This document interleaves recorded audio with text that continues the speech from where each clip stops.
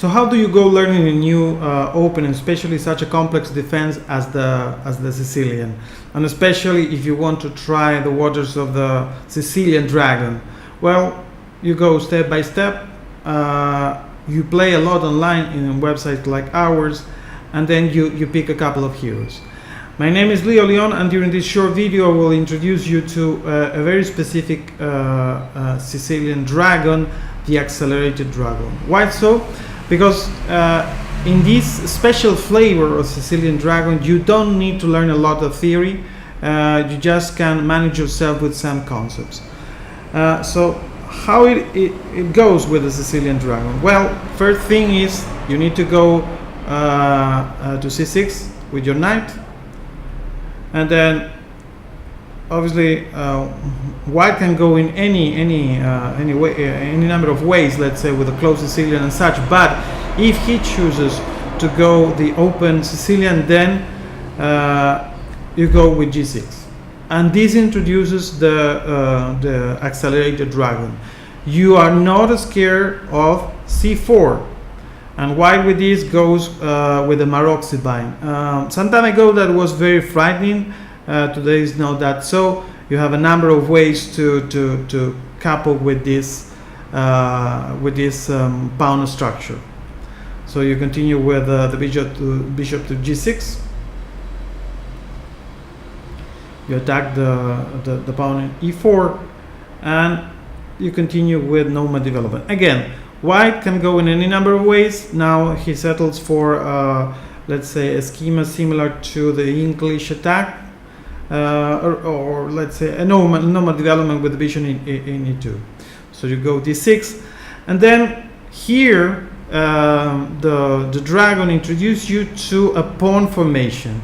That if you learn how to manage this kind of pawn formation with the pawn in a6, b6, d6, sorry, a7, b7, d6, e7, f7, g6, and h7, then that kind of formation is similar to the King's Indian, and then by learning these kind of openings, especially with the fianchetto vision in g6, you can manage yourself in different openings. Again, basically the King's Indians. Sometimes you can find these pawn formations also in the Grunfeld. And being so, then you can think the dragon and this kind of dragon as a general opening, not only for e4, but sometimes also for openings like the English. So another point to this opening. This is a very important move order. The bishop goes to d7, and we will see why in a moment. Again, white has a number of options. He now has put the queen in d2 to build kind of a machine with a bishop in e3, aiming for h6 and wanting to exchange eventually the bishop. Though in this particular version of the dragon, with both players castling on the king side, changing that bishop is not such a good idea, and you can count on that to sometimes mislead your opponent and win some advantages from the opening, as we are going to see in this game. By the way, we're following the game Nielsen versus Donaldson, all back to 97. It's kind of an old game, but still relevant. Now we go exchanging some pieces on d4 because being the black in a more restricted space, let's say having less space, you want to exchange pieces. And then this is important of the bishop in d7, that it goes quickly to c6, puts some pressures on e4, forces white to make a decision. In this case, it goes defending that pawn with f3, and this a5. It's another very piece of this machinery of the Accelerated dragon. And again, you don't need to learn a lot of things by heart. You just need to remember some concept, and one of the most important concepts is to win some space on the queen side with a5. And we talked a little bit earlier on at the beginning of the video about some heroes. Every time that you want to start learning a new opening, you need to find the players that excel in this opening. And in this case, the Accelerated Dragon was popularized back then by Larsen. So this maneuver of winning some space, Ben Larsen, I was referring to, this maneuver of winning some space on the queen side was actually one of the tools of Ben Larsen when playing this kind of opening. So remember this concept. The bishop goes to d7, it quickly goes to c6, putting pressure over e4. a5 wins some space on the queen side and also prevents, let's say, later on b4 attacking that bishop in c6, and also you will see that it will help to solidify the knight that it is going to go from f6 to d7 to c5. And here comes d5 to complete the Accelerated Dragon position, let's say, or constellation of pieces. It's a good idea not to change the the dark square bishop for black. For white. Why? Because the other bishop, as you see, the one that it's staying on e2, it's a bad bishop. It's inside the pawn change. It's restricted by its own pawns. So you prefer to keep the dark square bishop because that protects the squares that are weakened now, because all the other pawns are on light squares, and the e2 bishop is actually bad because of that. So you want to keep that bishop.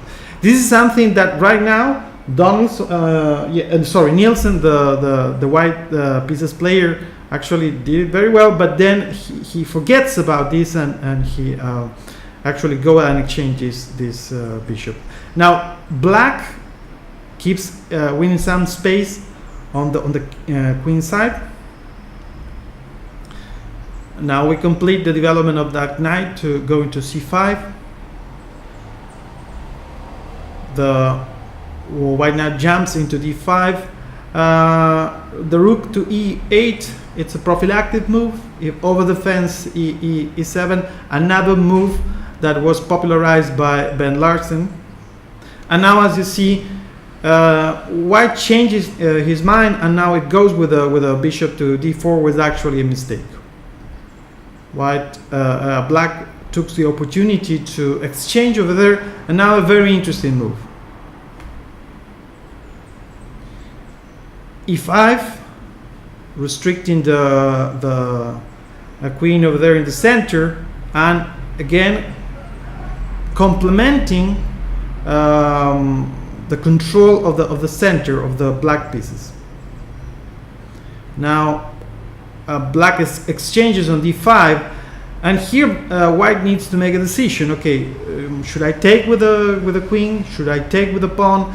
If it went to take here, black can go with a rook e6, and then it will complete the maneuver with this knight coming here to e6 and going to d4, and because it's in a different color that this bishop, it will keep advantage. So not easy to take with a queen.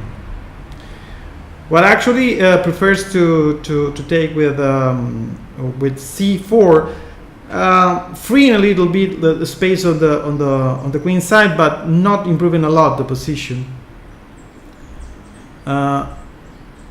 Now black changes the strategy, trying to with f5 open the position on the king side and putting some pressure over e4. White prepares for this maneuver, and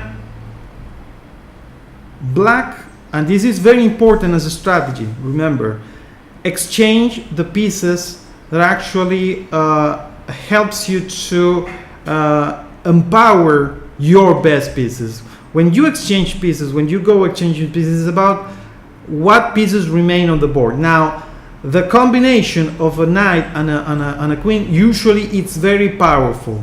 So by exchanging the rooks, actually, on the last couple of moves, black managed to increase his advantage, because the pieces remaining on the board are actually better for black. And with this maneuver of the queen, now black keeps putting the focus on the king side, and the attack on the king that actually is going to be very strong.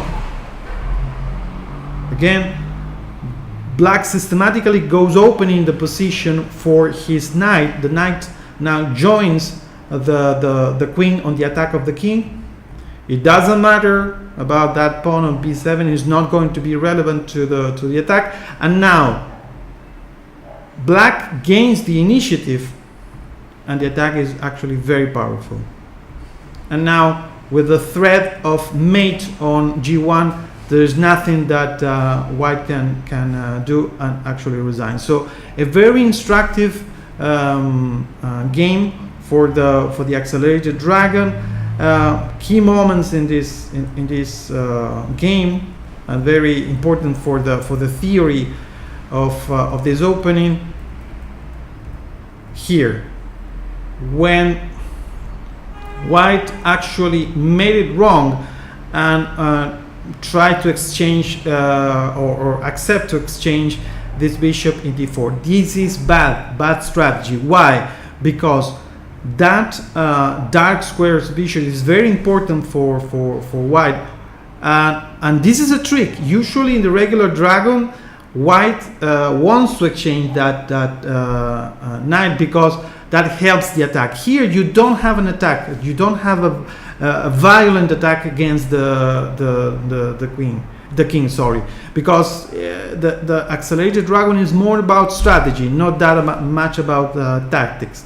And let's say by exchanging that dark square bishop, actually black gains more advantage, because the piece remaining on the board, and a couple of moves later this advantage is going to be increased, because now we have the good knight against a bad bishop. So every time that you go exchanging pieces, except obviously the ones in which you have advantage, you increase this advantage, because when you exchange, the important thing is what remains on the board. So a lot to learn on this very little game, and I hope it's been useful for you. Thank you very much.